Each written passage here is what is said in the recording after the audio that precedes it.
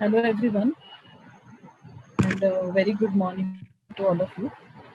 So we are here with the seventh session of the course, and for today's session we have with us uh, Snehkumar Sahani.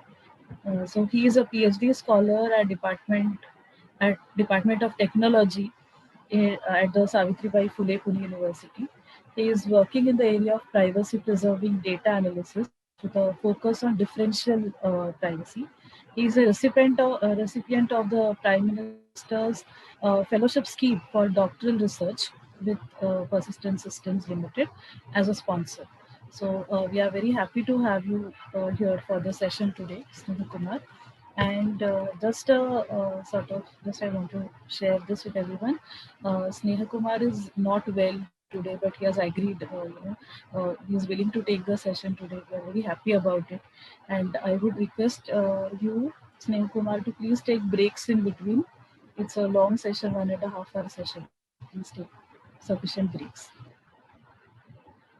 Over to you. Okay, thank you. Okay, so thank you very much for the wonderful introduction. So my name is Snehkumar Shahani, and today I will be presenting on third session of the privacy preserving AI. So topic of our today's presentation is related to differential privacy, and we'll be focusing on differential privacy preserving data aggregation. So this work I have done along with my PhD guides, Dr. R. Venkateswaran, who is CIO at Persistent, and Dr. GB Abraham, and she is Dean and Professor at COAP. So this session is seventh in the series of the Responsible AI series, and we still have 3 more sessions to go. The disclaimer: all views and thoughts that will be expressed in the presentation solely belong to me, and they don't necessarily reflect the Persistence or any other organization's point of view. So before we start with the presentation on differential privacy, let me ask a question to the audience. So we use this term security and privacy rather interchangeably, but still these two are different. So can anyone give some points of difference between security and privacy? Maybe you want to unmute yourself and give some point of difference between security and privacy. So any computer science graduates who have learned about this difference between authentication and authorization? It is very similar to difference between authentication and authorization. So are they allowed to unmute themselves, or you are going to answer in chat? Yes, they can unmute themselves and answer, or in the chat box also they can put. So So if we have anyone one wants to answer. volunteer, okay. We have one answer from Dr. Shyam Sundar, and he's saying that security covers all aspects end to end, and privacy is related to granular aspects of the data and its usage. Okay, that's close enough.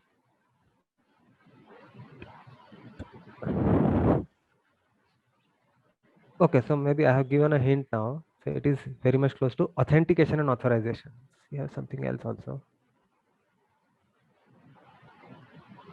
Is keeping your data secure and privacy is not identifying. Okay. Glad you didn't say that privacy is keeping private. Okay, so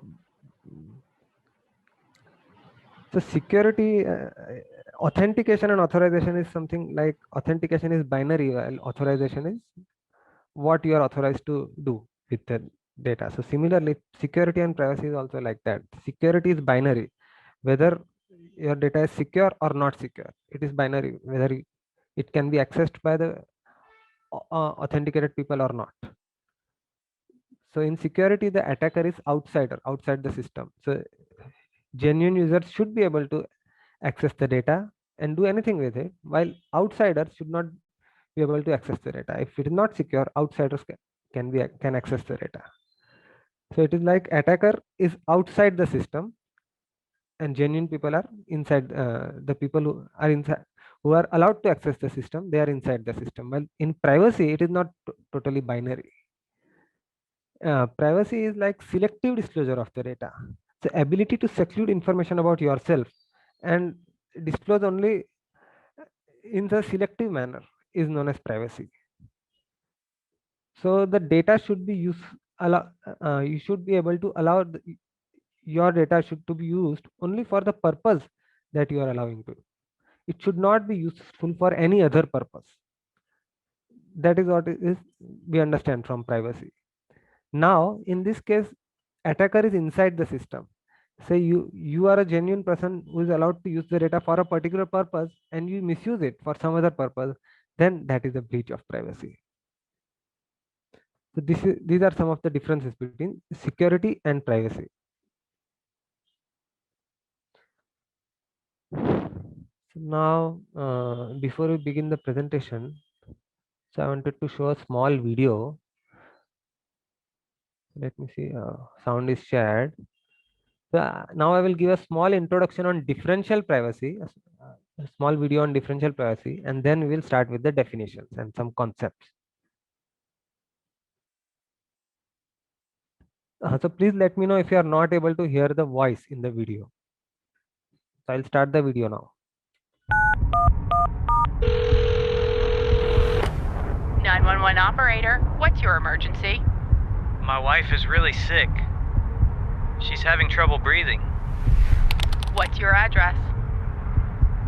1235, right way, Greenbelt. And what is your wife's name?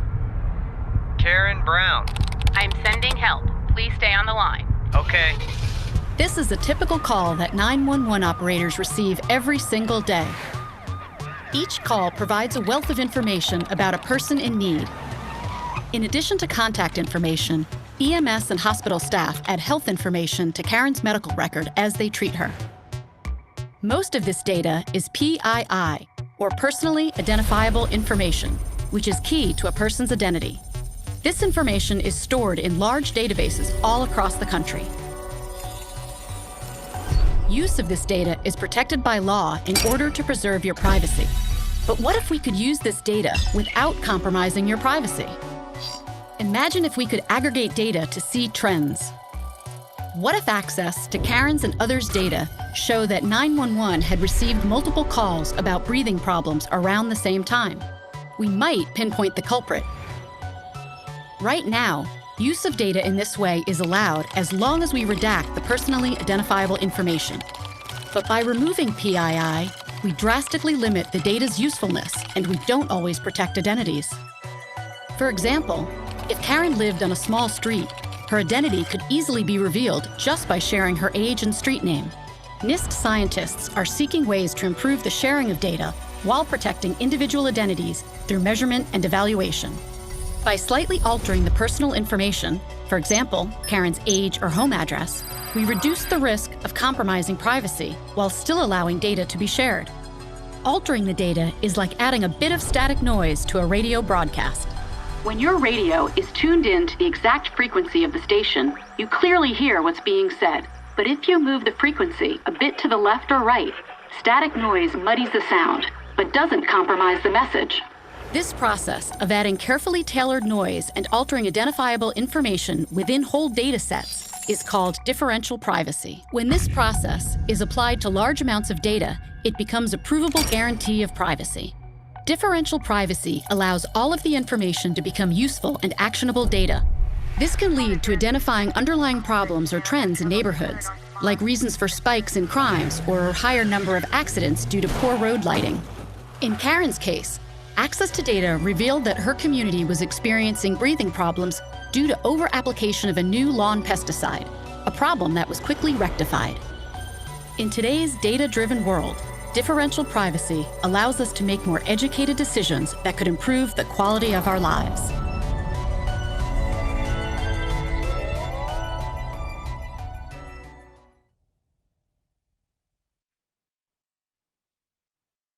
Okay, thank you.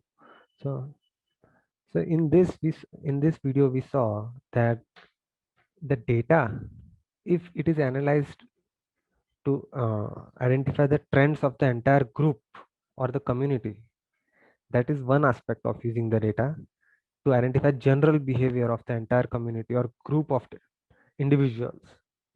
While it is other aspect of using the data when we can identify some personally identifiable information about one particular individual. So our objective is to say that data should be useful to analyze the trends of the entire group, but at the same time, if we try to analyze or identify traits of the individual, then it should not allow that kind of a usage. So that is what we achieve by using differential privacy. So now some concepts of differential privacy are, so now we understand the difference between privacy and security and our objective. So now let us come to some of the basic definitions of differential privacy. So differential privacy is also known as epsilon differential privacy because it is measured by a parameter called epsilon. So to understand the interpretation of epsilon, let us take a data set D1. And from this data set, we remove one record of one individual and we get a data set D2. Now we have a data set D1 with all records and data set D2 with all records except one individual. So what differential privacy says that the ability to distinguish between these two data sets from the outcome of analysis has to be limited. Say, for example, we are computing sum of all these values, or we are computing a ML model using this data set. So just by looking at these two models, you should not be able to, the ability to distinguish should be limited. So probability of getting an outcome Y from data set D1 and probability of getting same outcome Y from data set D2, the ratio of these two probabilities is bound by e raised to epsilon. So smaller the value of epsilon, e raised to epsilon equal to 1, if say epsilon equal to 0, then these two probabilities are indistinguishable. So epsilon is in a way a measure of indistinguishability of these two data sets. So that's how we measure the differential privacy, by using a parameter of indistinguishability.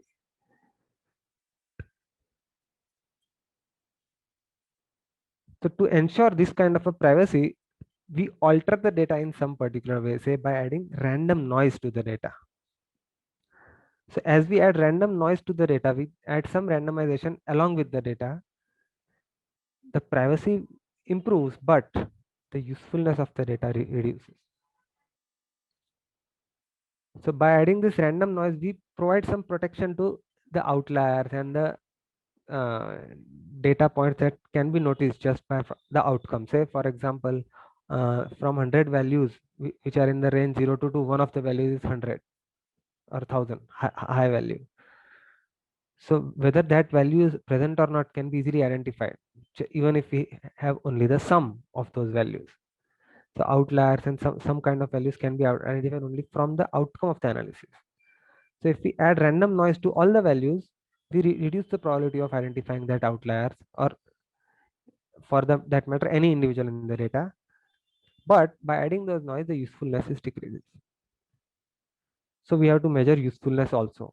So accuracy of inferences obtainable from data altered by a mechanism, in our case differential private mechanism, as compared to the original data. So we get some usefulness from the original data, and some usefulness in the transformed data or the differentially private data. The difference between these two utilities is known as utility of the method of differential privacy. So these measures are usually computed as mean values of large values, and we usually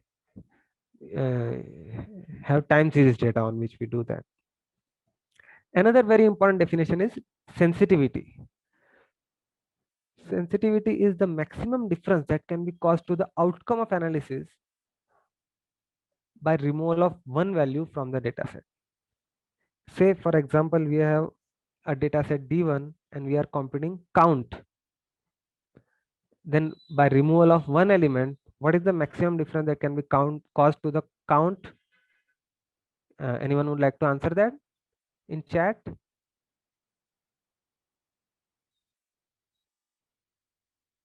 Maximum difference that can be caused to the statistic called count. So by removing one value from the data set, what is the maximum difference that can be caused to the outcome, that is count? Okay, so this time I will give the answer. The answer is 1. So by removing one element, the count can change by 1 only. So similarly, if you are computing a histogram, histogram is also a measure of counts of intervals. So still, in case of histogram also, the sensitivity is 1. So for count and histogram, the sensitivity is 1. But now, say for example, we are calculating sum of the data sets, sum of the data set. Then what is the maximum difference that can be caused to the outcome? So maximum difference that can be caused from a data set is the max value in the data set. So in this data set, say max value is 100, then maximum difference that can be caused by removal of any random value, we don't know which value is being removed, is the max value that can be attained by the data set. The sensitivity of count histogram kind of queries is 1, while the sensitivity of sum query is max. So we have understood 3 concepts. First one is differential privacy, the ability to measure of indistinguishability of two data sets with or without an individual. Second one is utility matrix, and third one is sensitivity. So please remember this concept. These are going to be used throughout the session. If you have any confusion, please ask now. These are very important concepts that we are going to use throughout the session.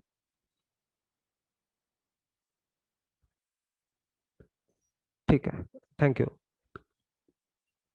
So I'm moving ahead.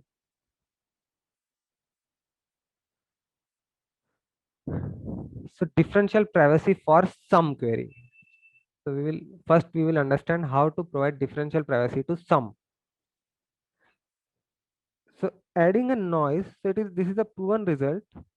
Adding a noise from Laplace distribution with mean 0 and scale parameter as sensitivity by epsilon satisfies epsilon differential privacy.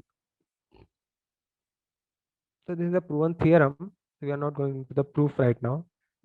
So adding a noise from Laplace distribution with mean 0 and scale parameter, scale of the distribution is like in Gaussian distribution, scale is the standard deviation, while in this case it is known as scale parameter for Laplace distribution. So adding a noise with mean 0 and scale parameter equal to sensitivity by epsilon satisfies epsilon differential privacy. Let X be any data point in a series of data and R be a random noise generated from this Laplace distribution. Then X dash equal to X plus R is the transformed value or the private value that satisfies epsilon differential privacy. So we have a data set D1, D, and we add this random noise to all the data points. The transformed data satisfies epsilon differential privacy. So now I want to do a short hands-on demonstration using a Jupyter notebook. So I hope everyone has started a blank Jupyter notebook. So can you say yes in the chat so that I can understand that everybody is ready? Sensitivity. Yes, I will explain the meaning of sensitivity in the hands-on demonstration. And if after that also if there is confusion, we will discuss that. So if anyone is remaining to start the Jupyter notebook, please let me know. We'll start in next 1 minute. Oh.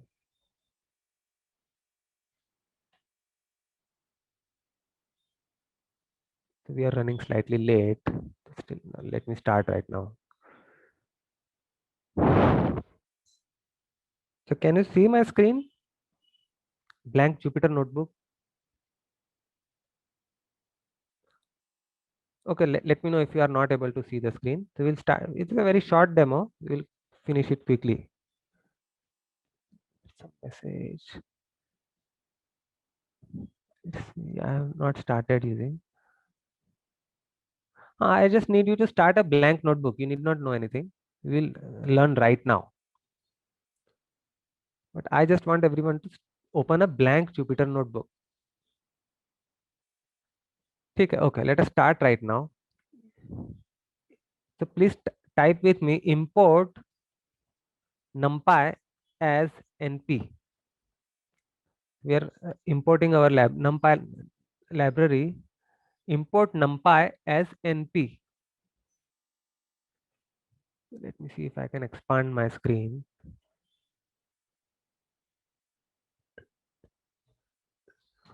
So I'm executing this command. I'm importing numpy as np. And I'm setting some parameters. First one is epsilon. Epsilon equal to 0.5 and number of data points in the data set equal to say 5000. So I'm storing these two variables. These we will use later on.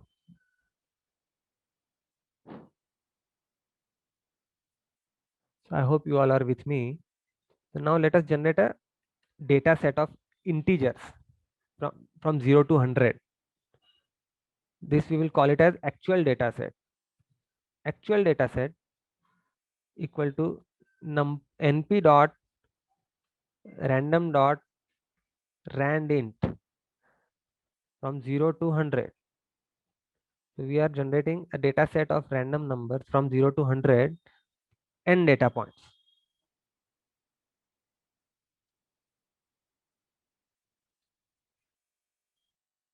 So let us check the first 10 data points. Actual data set from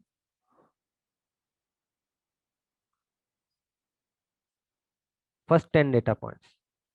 So as you can see, this is the data set that we have generated, 89, 74. So since this is random numbers, you will see some different values which are like this only in range 1 to 100. So now sensitivity, what will be the sensitivity of this data set? Say in this data set, if we remove any one value, we don't know which one is removed. So what is the maximum difference that can be caused to the outcome? Say outcome is sum of all these values.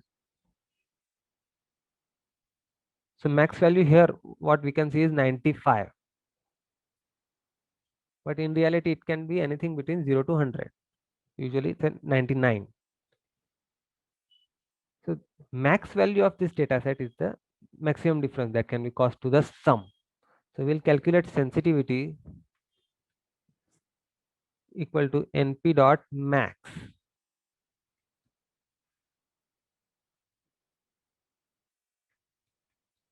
And then we'll print the value to see what is the outcome. It is 99.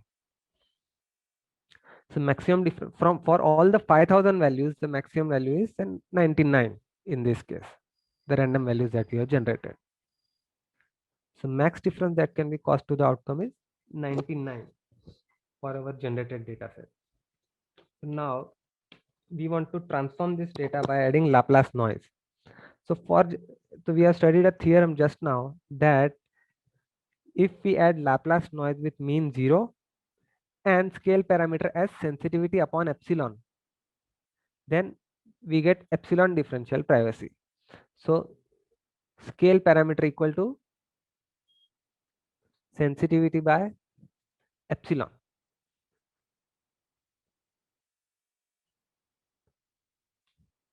Scale parameter is 198 in this case because epsilon is 0.5 and sensitivity is 99. So now we will compute a transform data set that satisfies differential privacy. Perturb data set. We'll call it as perturb data set because we are adding noise perturbation to the data set. Perturb data set equal to actual data set plus numpy dot random dot Laplace. So we are generating noise from Laplace distribution with mean 0, scale parameter as scale that we have computed, and n number of endpoints, n number of data points. And we will print this data set of 1 to 100. First 10 values we will see. So this is the transformed value that we can see.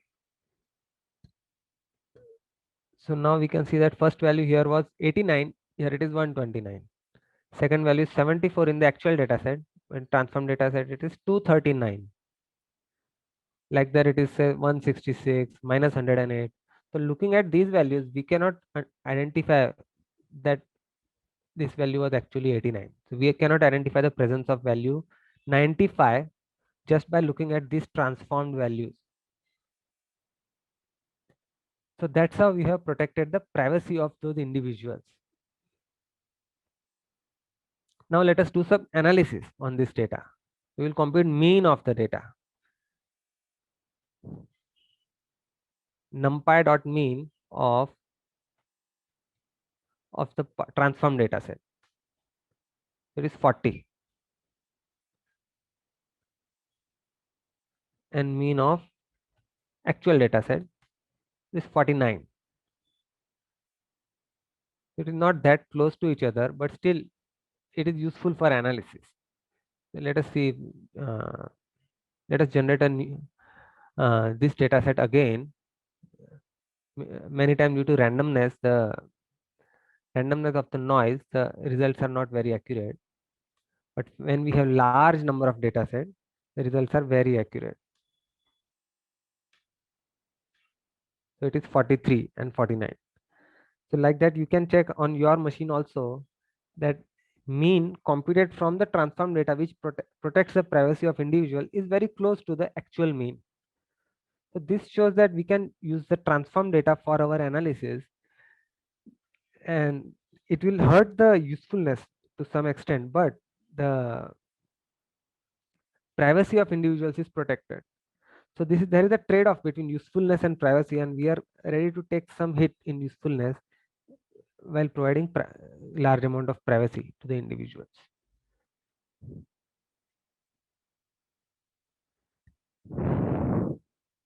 Okay.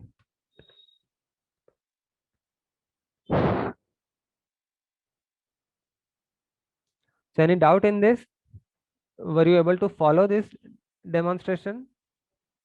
Did anybody get different values, very different values of mean, very much away from 49, the actual mean?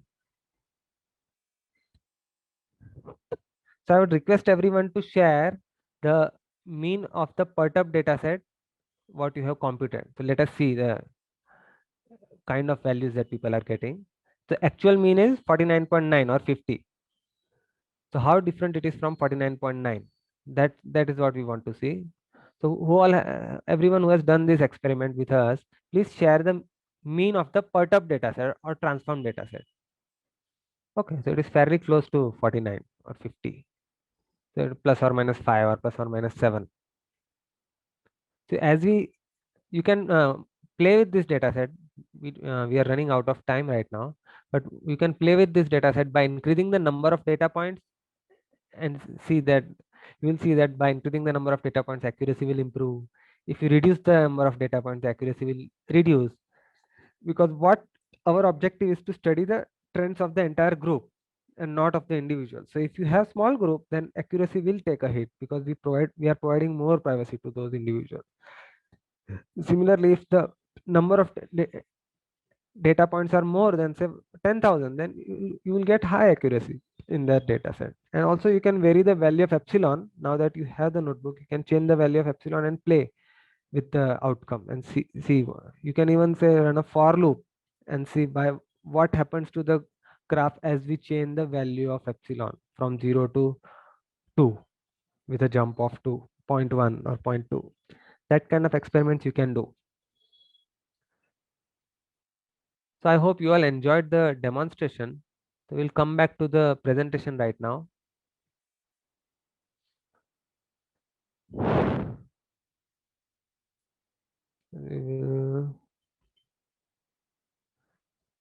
So while sharing data for analysis, personally identifiable information about individuals may be revealed.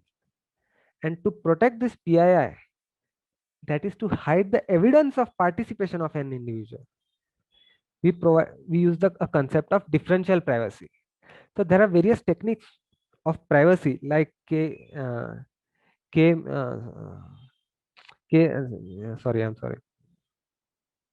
like histogram that hides that groups everyone into the same set, we release the counts 0 to 10, 11 to 20, that kind of counts, and we release only the average of those values. And there are various other techniques where we release say only the limited amount of data. But differential privacy is very much different from them because it provides mathematical and theoretical guarantees of privacy. You can calculate the probability of disclosure of that individual, which is not possible in other techniques of privacy. So let us have a look at this diagram. This is the block diagram that we will use throughout our study. So there are n number of endpoints, E1 to En, and each endpoint has a value xi at a time instant t. And then there is an aggregator which wants to compute the sum of all those data points at a time instant t. So aggregator should be able to compute the aggregate, but not come to know about the individual values. That is what we want to achieve. Another example for this is, other than sum, is we are doing some federated learning. In federated learning, aggregator should be able to compute the final model, but not come to know about the individual values of the endpoints.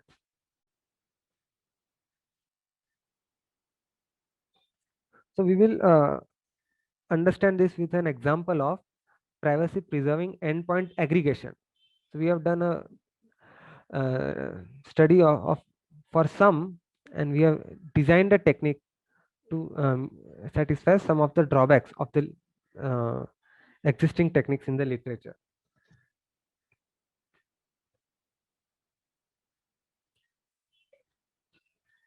So first part is privacy preserving endpoint aggregation.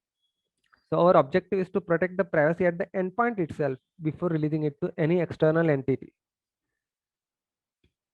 So here in this block diagram, you can see that there are say n endpoints. Each endpoint has a value x, and aggregator wants to compute the sum. The sum will be released for the analysis. The outcome of the analysis is sum only.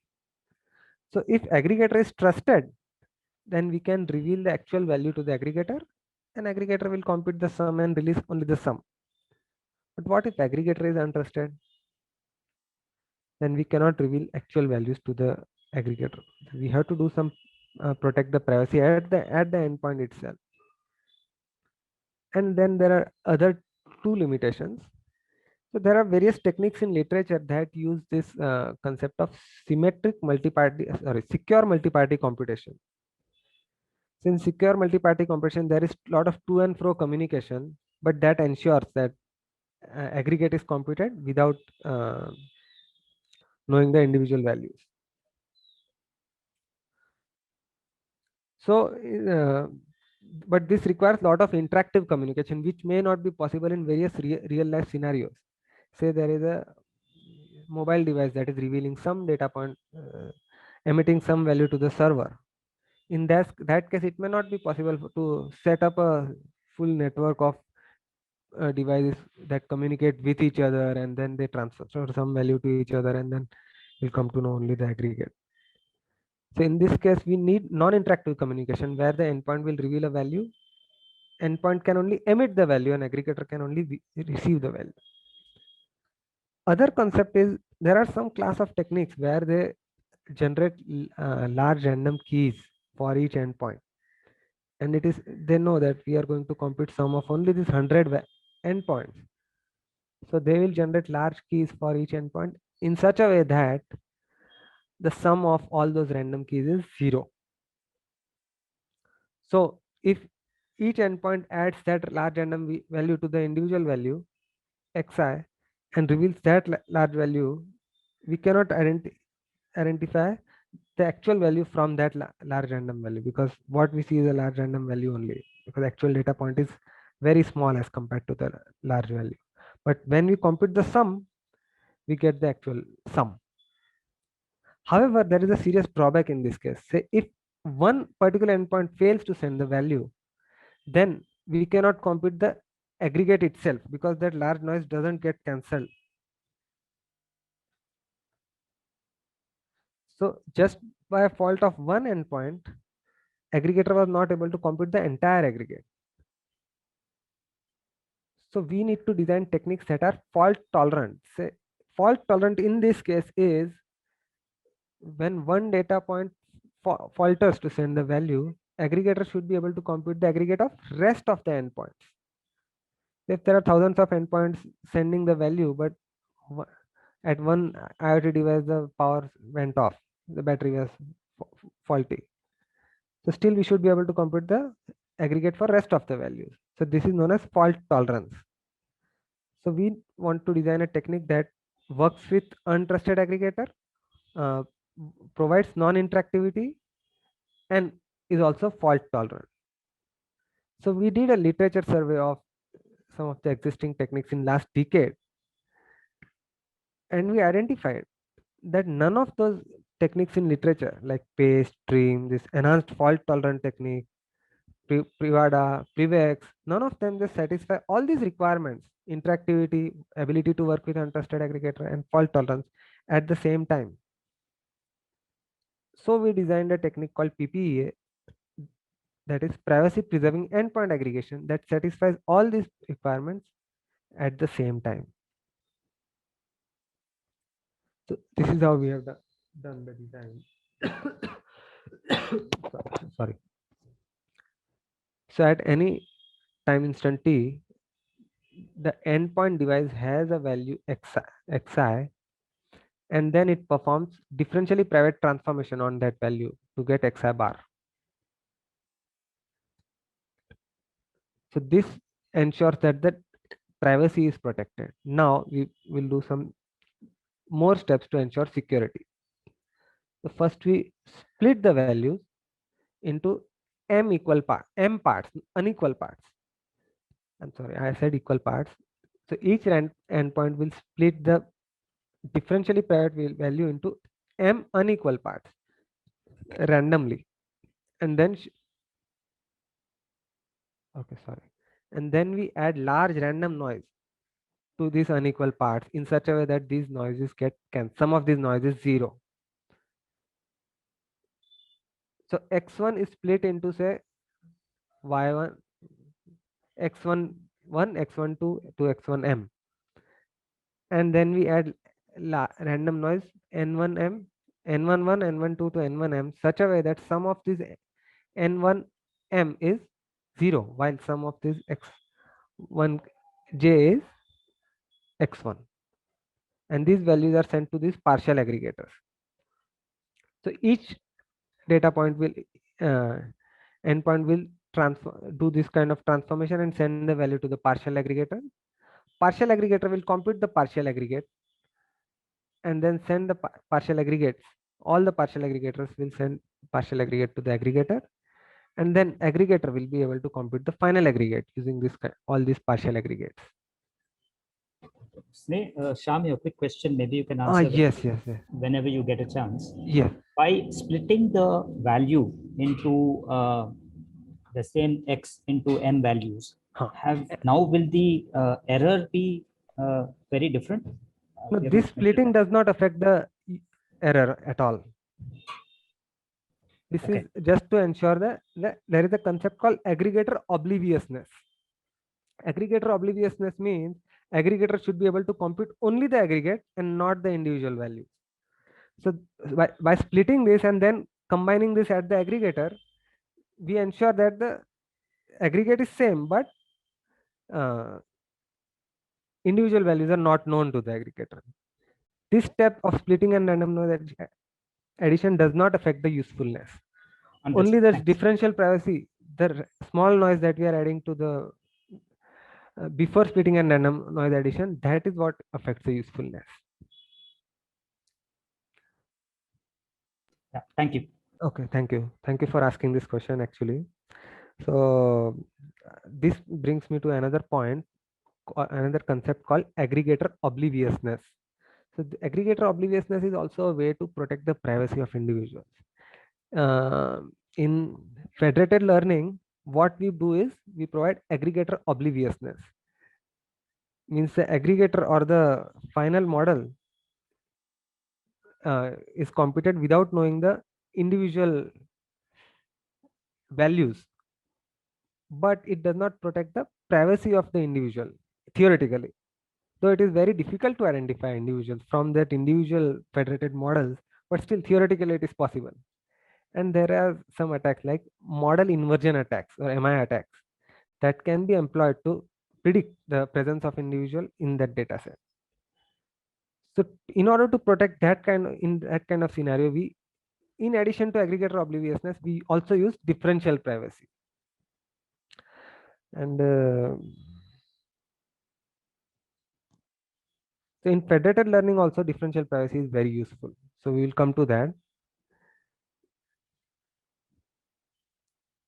Okay. So in this work on PPEA, we will first prove that sum of this partial aggregate is actually the aggregate of the differentially private value. So it can also be considered as differentially private aggregate. This is proved in our paper, and I will encourage everyone to have a look at the detailed proof in the paper. In addition, we have also proved that in case of a fault, say one value is missing, then still we can compute the sum of the rest of the values, n minus 1 values.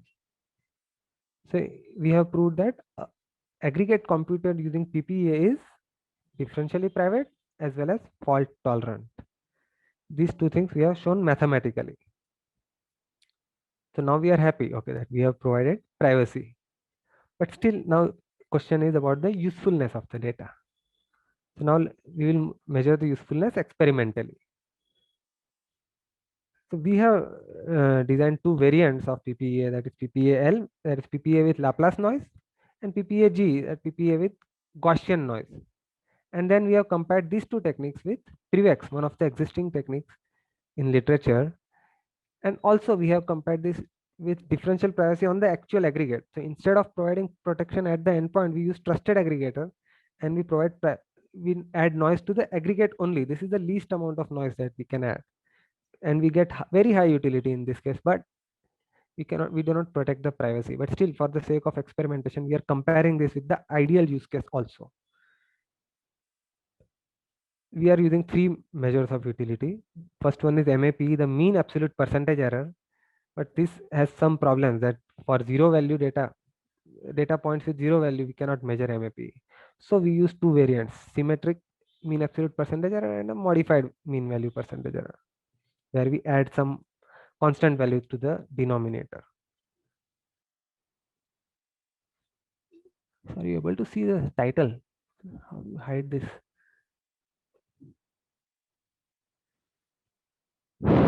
Okay, so first we study the effect of size or number of endpoints on the usefulness. So what we observe that as we increase the number of data points or number of endpoints, the usefulness improves for all the techniques. So there is a benchmark paper called DP Bench, where they have described the set of experiments to be performed for any new differentially private technique. So first they advise to study the effect of size, or say impact of varying the number of data points. So as we increase the number of data points, the usefulness error reduces or the usefulness increases. So what we observe, this is the bottommost line, is the central privacy or the ideal use case. And all other techniques are worse than the ideal use case. So what we have observed from our experiments is that PPA performs better for large number of data points. The number of endpoints are very large, which is ideal use case. And we have performed our experiments on this UCI machine learning dataset, that is smart meter dataset, and then there is another dataset called stock ticker dataset. Stock ticker dataset we have selected because it has no zero values and it has less variability. So to study, it doesn't need any kind of privacy, but to study the impact on that kind of data, we have used stock ticker dataset. Second effect that we study is the effect of varying the epsilon. So as we increase the epsilon, that is, we are reducing the privacy, the impact on the usefulness is also improving. And what we have observed is our technique PPA is better than existing technique PrivX. It is around 9 to 19 times better than PrivX. And another observation that is not seen in this experiment is that PPA with Gaussian is better than PPA with Laplace. So what is the outcome of this research is we have designed a new mechanism PPA that works with Laplace and Gaussian noise. We have mathematically proved that PPA is differentially private and fault tolerant. And we have shown that PPA is more useful than existing techniques. And it is compliant with DP-Bench benchmark. Okay. So we have to go quickly now. We have a lot more to cover. So in addition to this, we have also validated this technique on a real-time scenario on Xiaomi's fitness tracker. And there is another pulse sensor called XT58C. So both of them measure pulse rate or heart rate. So heart rate and pulse rate are same things measured using different techniques through pulse and through other techniques. So in order to implement this technique on these low-end devices like Arduino board, there are some challenges on these devices that ready-made implementation of this random number generators is not available. So in order to implement, we had to first design those random number generators by using this Box-Miller transformation. And then we have implemented our partial aggregators as well as this TP noise addition, random splitting, and large noise addition on the Arduino board itself. Even the Arduino board was also used as a partial aggregator also. And final aggregate that we computed was average. So first we validated the impact of epsilon and number of sensors. And we found that they follow the DP bench trends that we have observed, the theoretical trends. This ensures that our implementation is correct. So after ensuring that our implementation is correct, now we validate whether it is actually useful or not. The memory consumption, time required, and power consumption. These are some of the parameters that we have measured. So memory consumption is less than 20% and time required to execute is also 0.1 microsecond. So these are some of the numbers that show that it is actually implementable and practically useful on this kind of IoT devices. So what we have done, we have basically validated PPA on IoT device and resolved some of the challenges of implementing random noise generation. So this has been accepted as a book chapter in next generation IoT. Okay, let me start with the session now. So now we come to a very important aspect of this differentially private technique. So till now we described one of the techniques of differential privacy. We understood some of the concepts of differential privacy. Now we are going to discuss a serious limitation in the existing literature about in order to practically implement this differentially private techniques. The limitation is to select the right value of epsilon.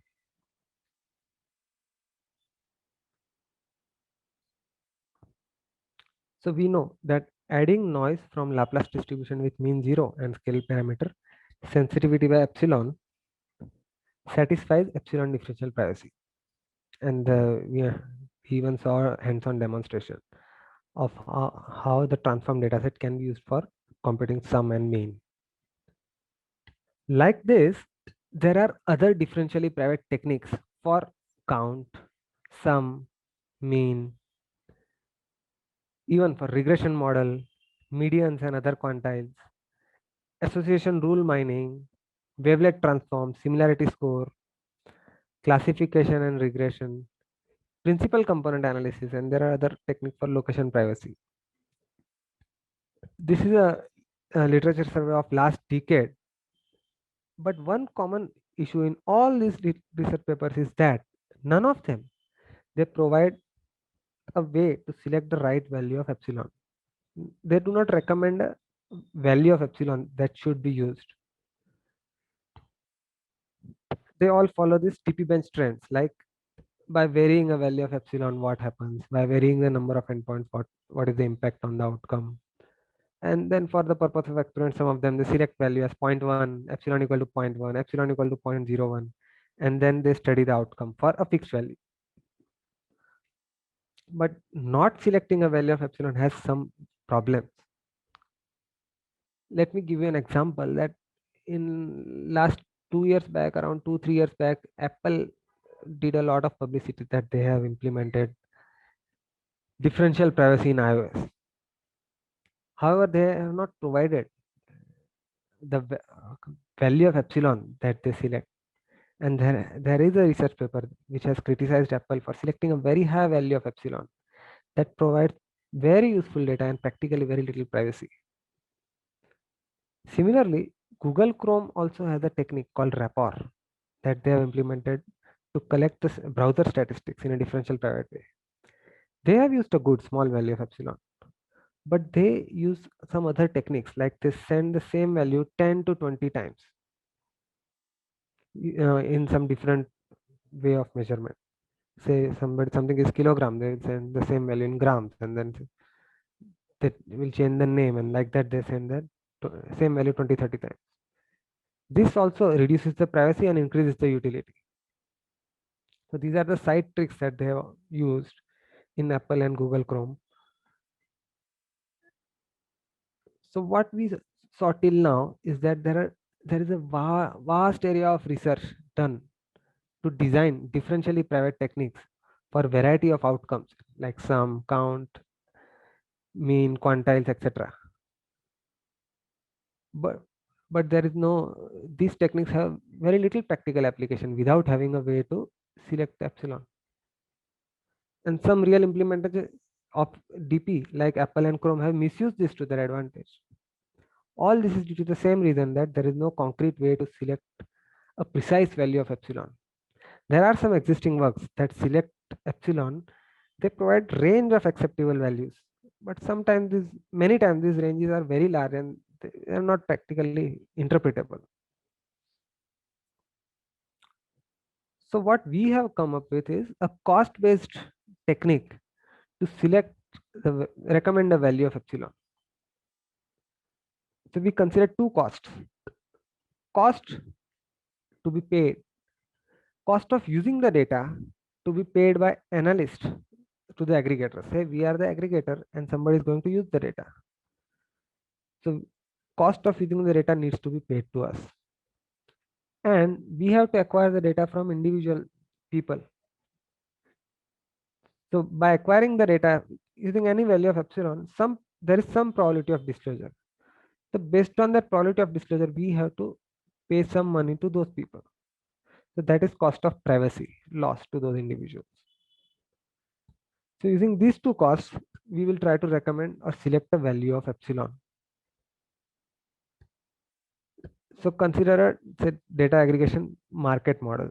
So there are data owners and there are data consumers. So we acquire the data from these individuals and sell the data to the consumers. So we can either make some upfront payment to those individuals that you give the data, we'll pay you some money. Or we can provide them assurance or insurance that in case of a data disclosure, you will get this kind of lump sum money. For that, we have to pay some money to the insurance provider. So we are paying some money to cover the cost of privacy loss, and then we are gaining some money by selling the data to the consumers. So in order to identify a value of epsilon by point at which this profit is maximized, we did some work on that. So first we have to estimate the resultant noise in the aggregate, and then we calculate the utility of noise in the aggregate, and then we calculate the cost of this utility. Similarly, we have to establish a relationship between disclosure risk and the privacy parameter epsilon, and then we calculate cost due to this privacy loss. And difference of this cost is profit, and this point at which the profit is maximized is recommended value of epsilon. So major contribution of our work are first to cost-based technique to recommend value of epsilon, And in order to do that, we have mathematically model this cost of privacy and cost of utility, as well as we have mathematical model estimates for usefulness and probability of disclosure. What's the second parameter there? Sorry, the previous one. Epsilon, comma, what is the next one? Actually, it is error value delta, Achha. the allowable error in this epsilon dp. So for this current presentation, we are not going to cover that, but it is there is a separate technique called approximate differential privacy. So in this research paper, we have covered that also, both approximate and pure differential privacy. Thanks. Okay. So in the definition of differential privacy that we saw, ratio of those two probabilities, probability on D1 and D2 is bound by e raised to epsilon. There we can add plus or minus delta. So that allowable error is allowable approximation in that differential privacy. So this delta has to be very small. So there is a separate paper where they have described the maximum value of delta that can be used. So this all these things are covered in our papers. I would encourage everyone to read our paper. Oops. So for this, we have mathematically derived these equations for pure DP and also for approx DP. The usefulness is estimated as 2 into delta f, the sensitivity, upon root pi. Mu is the mean of the data, n is the number of endpoints, and epsilon. So this is the mathematical estimate of the usefulness. And these mathematical estimates have been validated experimentally. For that purpose, we have taken Kaggle's smart meter dataset and this and a synthetic dataset that we have generated for various distributions. And we have identified that for synthetically generated Gaussian data, Laplace data, logistic data, uniform data, means the data generated from this distribution and the noise. After adding noise, we get the usefulness that is obtained experimentally and the usefulness obtained using our formula are fairly close to each other. So we can use this mathematical estimates for calculating the cost. Now we come to the cost of utility. The amount that an organization should be willing to pay to acquire the data of one individual is defined as cost of utility. How much time we have? Okay. So we can go deep into this cost of utility. Actually, we have some time. The potential benefit that an organization is going to derive by using the data of one individual is cost of data acquisition of one individual. There is a research paper by D'Alessandro et al. That describes ways to determine this cost, the cost that one organization should be willing to pay. So I've given one example. Say we are doing some predictive analysis in target marketing, and then we know that our hit ratio is say 0.1, and by selling our services to one individual, we earn $100. Then acquiring data of one individual gives us 0.1 into $100. That is $10. So $10 is what we get by acquiring one individual's data. So we should be willing to pay some part from the profit of that data of our earnings. So like that we can calculate the cost of data acquisition, the cost that we gain from acquiring one individual's data. So this is the amount that our organization should be willing to pay. So let H be the cost paid by analysts to acquire fully accurate data. That is MAP, or the mean absolute percentage error, lambda, equal to 0 for. And then we decide a threshold, say maximum error, beyond which we will not pay anything. If the error crosses a threshold, lambda max, we don't pay anything. So the cost function that we are targeting should satisfy some properties. At error equal to 0, cost is H. When error is lambda max or more, cost is 0. And in this range, 0 to lambda max, the cost is 0 to h.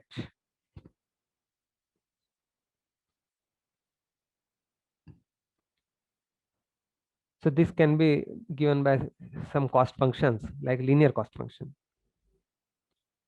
The linear cost function is lambda max minus lambda by lambda max into n into h. So as we are acquiring data of n individuals, n into h is the cost, and based on the accuracy we are paying lambda max minus lambda by lambda max into nh.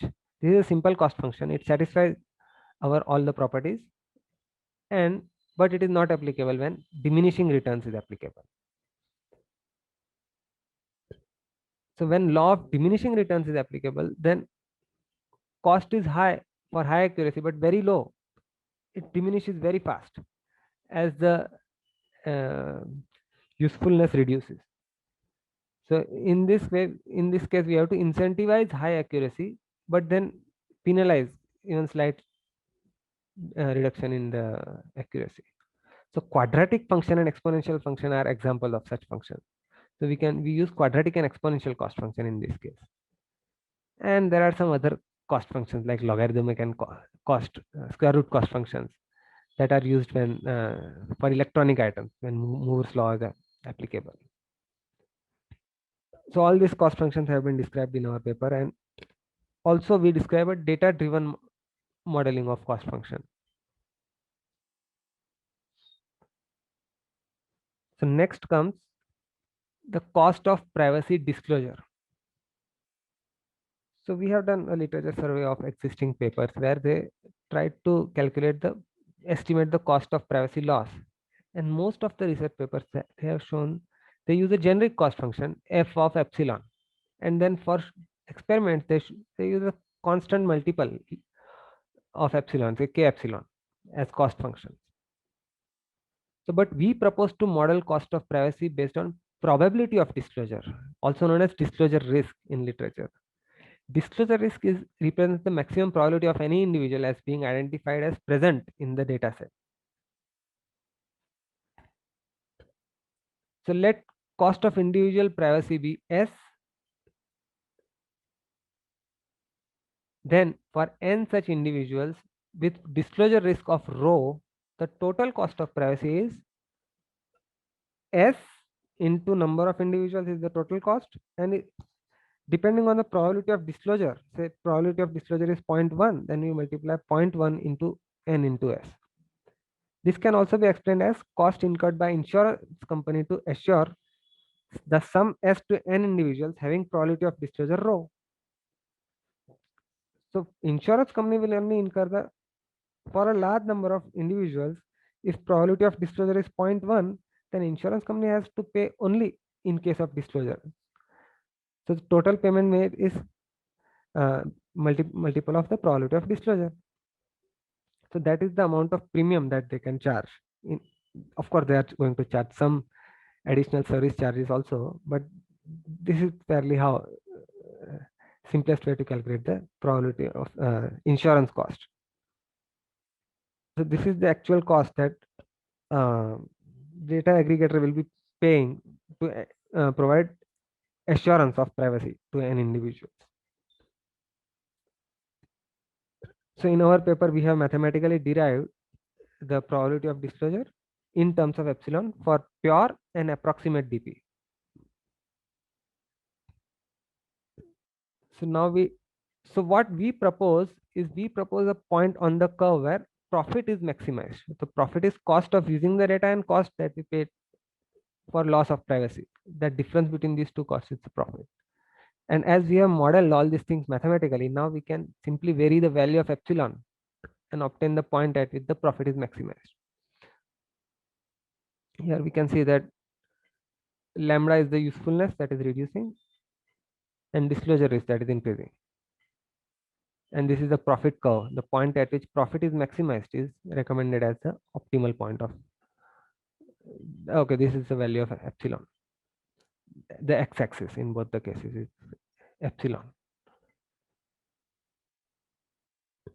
So we have derived an algorithm to recommend DP. So we use some data parameters like mu, sensitivity, number of endpoints. We also need the value of cost parameters H and S. and we need to know the DP mechanism. Using these inputs, we can follow this algorithm to get these estimates and then maximize the profit to select the value of epsilon. So we have derived these optimization functions for sum, for pure DP and approximate DP.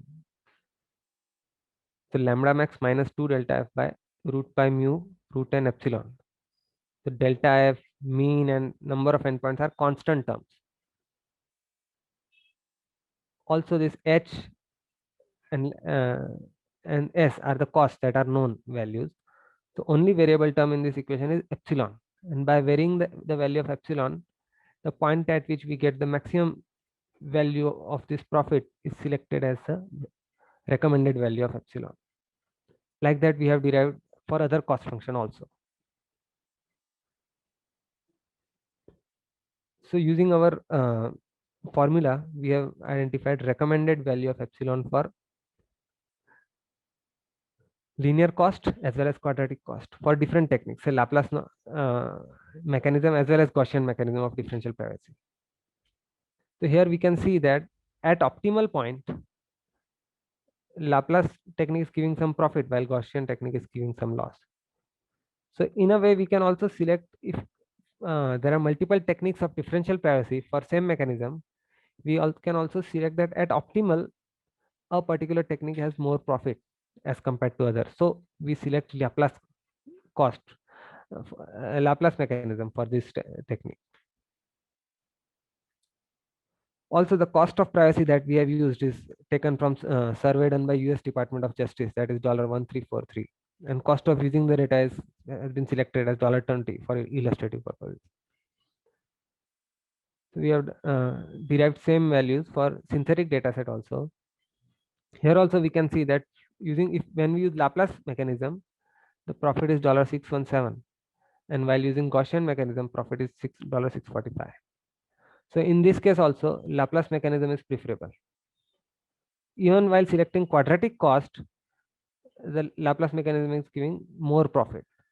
So at optimal, Laplace mechanism is more suited for this particular data set. We are not making a general recommendation of the technique, but when we know we have to implement a data aggregation scenario for a particular type of analysis, then we can select the value of method of differential privacy for that kind of analysis. And also we can recommend the value of epsilon for that technique once we have selected the technique. So we have also experimentally validated our technique, the recommended value of epsilon. So for that purpose, we had to calculate the probability of disclosure experimentally.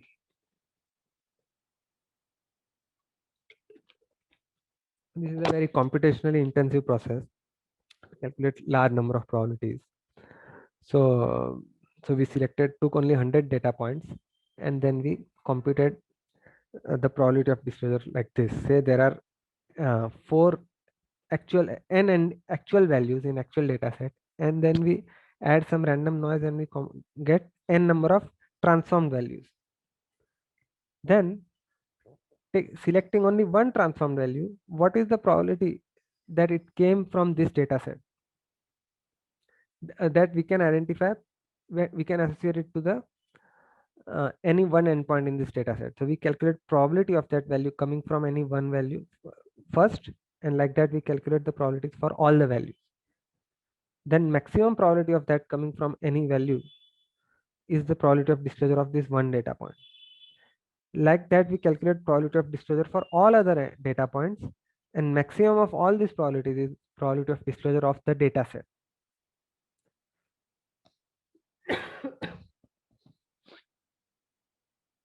So using this experimental value of probability of disclosure and experimentally calculated utility, we identified that value of epsilon as 0.9, and the mathematically obtained recommended value of epsilon is 0.8. They are fairly close to each other. So our technique is our mathematical formula to recommend a value of epsilon is validated experimentally. So the contribution of this work is we have provided a concrete method to select the value of epsilon using a cost-based model. We have used probability of disclosure to calculate insurance cost of privacy as compared to existing works that use k epsilon. And we have provided a method to select best technique for a particular analysis. So this work has been published in an SCI index journal, and this is known as cost-based recommendation of parameters for local differentially private data aggregation. So I would request everyone to have a look at this paper, and we have covered all this recommendation technique and all those mathematical derivations in detail in this paper. So we still have 7 minutes. So I have some other things that I can cover, but if you have question, we can answer the questions first, and then if we get time, we will cover all the other things. Yeah, hi Sneh, this is Abhijit. Yes. Yeah, so this study which you showed of calculating profit, etc., would these algorithms and the studies eventually pressurize companies like Facebook to share the revenue with their users? Yes, actually, that's what we want. All Because there are some calculations where they have calculated what is the cost of an individual for Facebook and Google. So I don't exactly remember, but it was something like $5 to Facebook and say $20 to Google. So for each login, they gain $20 for say month. I don't remember the exact time, a year. So there is a research paper on that. So if they are gaining so much out by using our data, we also deserve at least some protection that in case of a data disclosure, we should get some money. If not the share in the profit, we deserve some compensation in case of data disclosure. There are some organizations that actually pay people for using their data. Yeah, because knowing how the US works, there will be enough people putting pressure on these companies now, using these kinds of studies. Yes, that's what we want. Nope, it happens soon. That is our right. Privacy is our right. So, Sneh, one question, add-on question to this. These Yes, algorithms and the approaches you've taken for both the differential thing, have you open sourced these in the public domain? It is published work now. So okay, so it's open source in that sense. In that sense, it is open. So when you publish, you have to sign that all rights are transferred to the publisher. Right. So I have one paper that is accepted, not yet published. So I can describe that, but if there are questions, we can. I just have one quick pointer you can share later. Yes, please, please. It is if you have some of these different kinds of, like what you showed on the sample data sets that you worked on. Have these curated somewhere on GitHub that you can share in terms of how you've done some of these analysis?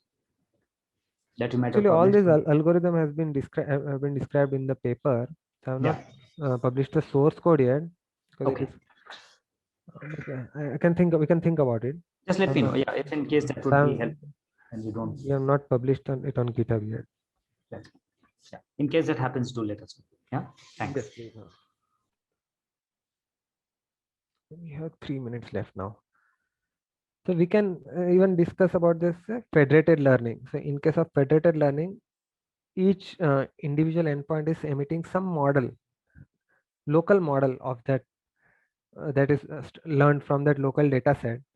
And using this local model, we can run some model inversion attack and get the presence of some individuals on that data set. So as we know that any machine learning model will provide very high accuracy on the training data set and comparatively less accuracy on the test data set. So by comparing these two accuracies, we can identify presence of the individual in that data set, whether that was a part. If we get very high accurate, if about one individual, we know all the values, we can predict the value using the model, and we can say this is very accurate. So this person was a part of the training data set, and it is not accurate. So this person was not a part of the training data set. So using that, we can actually identify, say, if it is a banking data set, using these models only, we can identify whether that person has a bank account in that bank or not. So that thing was not supposed to be revealed. But just because we had that model, we were able to identify the membership influence or the presence of that individual in that data set. So this kind of attacks are known as model inversion attacks. So to thwart this kind of attack, we have to use differential privacy on those learned models. So each bank, before revealing the model, will add some noise to the weights before revealing the model, and then using this noisy version of the model, we compute the final federated model. So that's how it can be applied to federated learning. Yes, please. One question which I had was, see, I think these are extremely powerful and very relevant techniques for privacy preservation by and large. I'm taking out the security aspect of it because that has to be factored anyway into it. But now, when it comes to large organizations and large people who have the data, so it almost means that they have two variants of the data that are kept. One version is, of course, which is PII, which is available. And the other version is applying these kind of differential techniques, another version of the data that gets generated, which are already in this kind of a DP formed data. So have you seen this being implemented by any large financial institution or any large custodian of data? Financial institutions I have not seen yet, but the largest, biggest implementation till now is this US Census data set. Okay. The US Census, they have to release data of the last decade at the end of every decade. Okay. So they have this mandate, and in last decade, some privacy laws were also passed in US.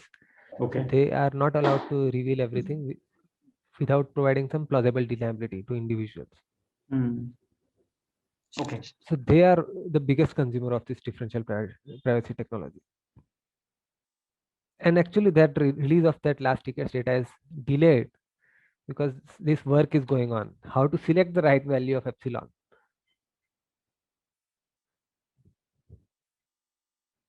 Yeah, so say I have done something for some, but for other kind of analysis, more work has to be done. How to select the right value of epsilon for that technique. Because once that US Census releases that data, it becomes public. So anything can happen to that data. So differential privacy is actually a future-proof technique. So if you say that epsilon DP is provided to this data and this much noise is added, in future you cannot extract more information from that data. Whatever side information you have about that individual.